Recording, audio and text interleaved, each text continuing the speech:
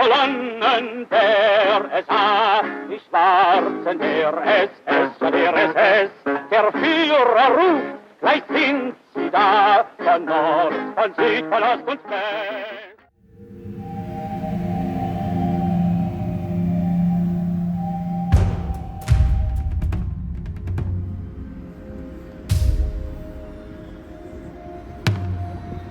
Welcome to Nürnberg, and a video from the Nuremberg Military Tribunal.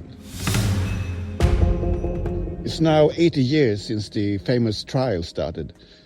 That would last from November 1945 to October 1946. Nazi leaders, over the course of 13 trials from 1945 to 1949, stood trial for crimes against peace, war crimes, crimes against humanity, and conspiracy to commit these crimes.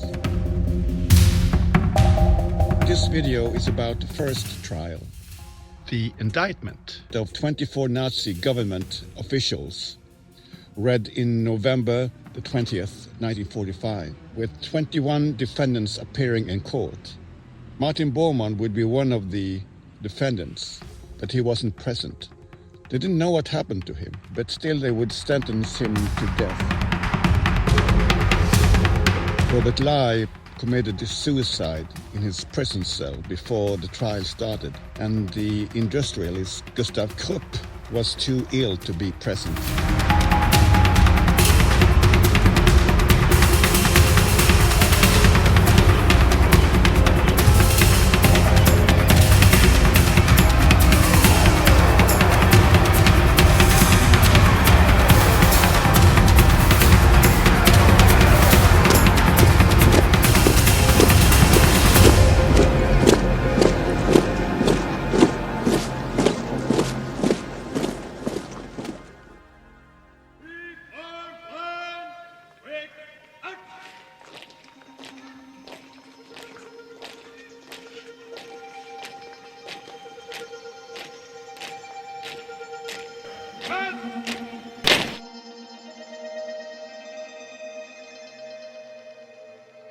Since the trial was a collaboration between the Americans, the British, the French, and the Russians, they would have guards around the Palace of Justice with different nationalities. But the US military guards would be more present, like in the prison and inside the courtroom.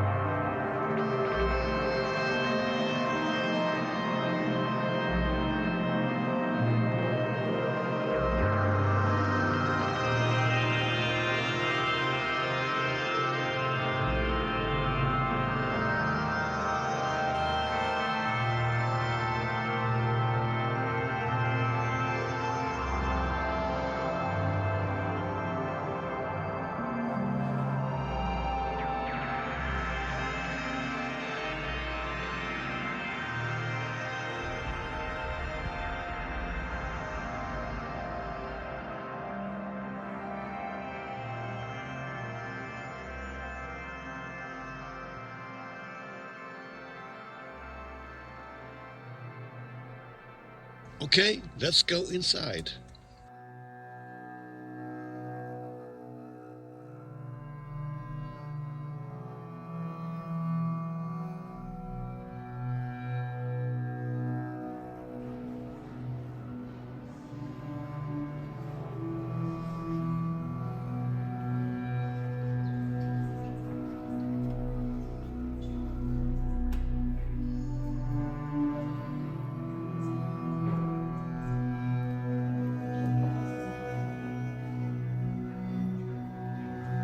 And this is the beginning of the first trial.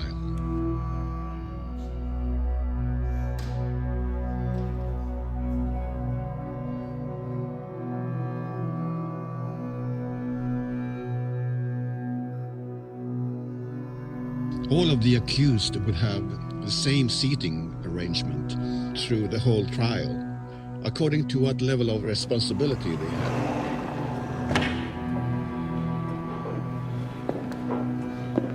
Göring was the first to enter, followed by Admiral Dönitz. He became the leader of Germany for some short days after Hitler's death. Rudolf Hess would sit beside Göring.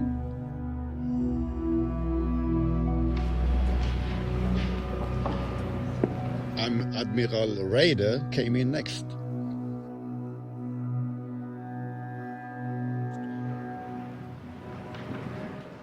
And here is Joachim von Ribbentrop, Foreign Affairs Minister. And then Baldur von Schirach, once head of the Hitlerjugend. And this is Wilhelm Keitel, Hitler's military chief of staff. Fritz Saukel, chief of the forced labor in occupied Europe. Hjalmar Schacht, Minister of Economics from 1934 and 1937. Hans Fritzsche, radio chief to Goebbels. Walter Funk, the successor to Schacht as economics minister. Konstantin von Neurath, once foreign affairs minister, then protector of Bohemia and Moravia. Julius Streicher, a fanatic anti-Semitic propagandist. Albert Speer, the architect, also behind the Nazi rallies at Nürnberg, that became Minister for Armament and Production. Wilhelm Frick, Home Affairs Minister, then Protector of the Reich in Bohemia and Moravia. Arthur Seyss-Inquart, behind Austria's annexation to the Reich in 1938. Hans Frank, Governor General of Poland. Franz von Papen contributed to Hitler's arrival in power, became the Reich's ambassador in Turkey. Alfred Rosenberg, anti-Semitic terrorist and minister for the Eastern Occupied Territories. Alfred Jodl, chief of staff for German army operations. Ernst Kaltenbrunner, Heydrich SS successor in 1943.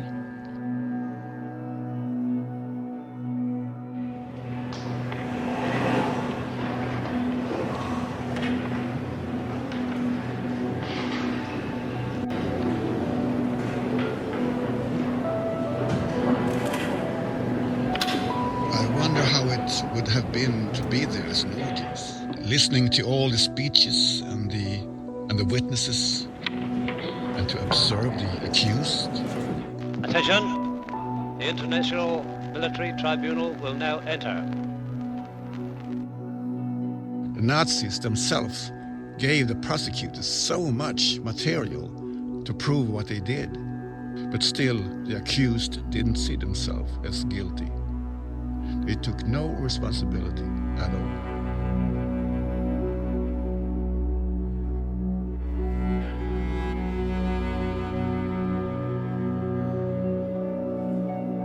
Even though they destroyed a lot of documents, they still left heaps of documents. And this trial would show 30 kilometers of film footage, and they would have 25,000 photographs.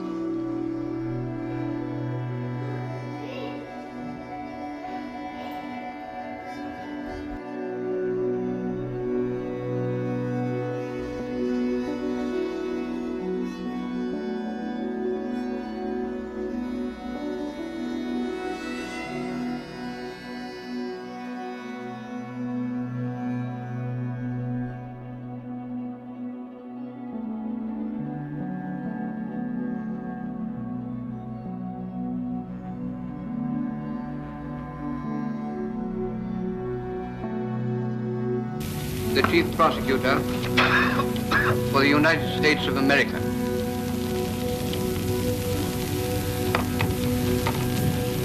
The privilege of opening the first trial in history for crimes against the peace of the world imposes a grave responsibility.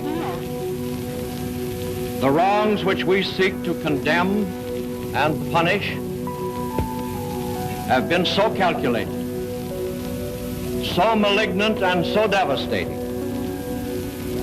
that civilization cannot tolerate their being ignored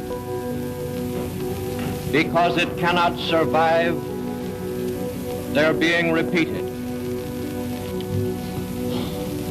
In the prisoner's dock sit 20-odd broken men, reproached by the humiliation of those they have led almost as bitterly as by the desolation of those they have attacked. Their personal capacity for evil is forever past. It is hard now to perceive in these men as captives the power which, as Nazi leaders, they once dominated most of the world and terrified most of it. Merely as individuals, their fate is of little consequence to the world. What makes this inquest significant is that these prisoners represent sinister influences that will lurk in the world long after their bodies have returned to dust.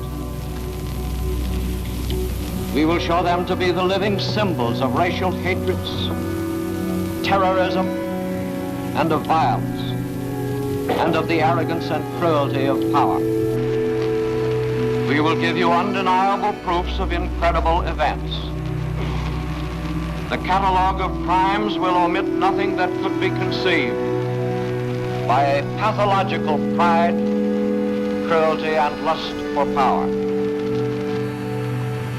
Against their opponents, including Jews, Catholics, and free labor, the Nazis directed such a campaign of arrogance and brutality and annihilation as the world has not witnessed since the pre-Christian era. They excited the German ambition to be a master race, which of course implies serfdom for others. They overran their neighbors. To sustain the master race in their war-making, they enslaved millions of human beings and brought them into Germany, where these hapless creatures now wander as displaced persons.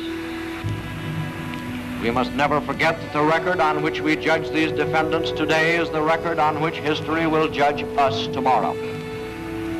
We must summon such detachment and intellectual integrity to our task that this trial will commend itself to posterity as fulfilling humanity's aspirations to do justice.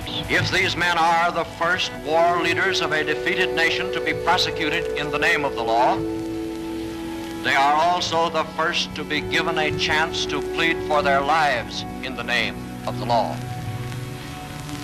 Realistically, the charter of this tribunal, which gives them a hearing, is also the source of their only hope. It may be that these men of troubled conscience, whose only wish is that the world forget them, do not regard a trial as a favor. But they do have a fair opportunity to defend themselves. There is no count in the indictment that cannot be proved by books and records. The Germans were always meticulous record keepers, and these defendants had their share of the Teutonic passion for thoroughness in putting things on paper. Nor were they without vanity. They arranged frequently to be photographed in action. We will show you their own films. You will see their own conduct and hear their own voices as these defendants reenact for you some of the events in the course of the conspiracy. The German people should know by now that the people of the United States hold them in no fear and in no hate. It is our purpose to show a plan and a design to which all Nazis were fanatically committed to annihilate all Jewish people. These crimes were organized and promoted by the party leadership, executed and protected by the Nazi officials, as we shall convince you by written orders of the secret state police itself. The persecution of the Jews was a continuous and deliberate policy. It was a policy directed against other nations as well as against the Jews themselves. Anti-Semitism was promoted to divide and embitter the democratic peoples and to soften their resistance to Nazi aggression. The conspiracy or common plan to exterminate the Jew was so methodically and thoroughly pursued that despite German defeat and Nazi prostration, this Nazi aim largely has succeeded.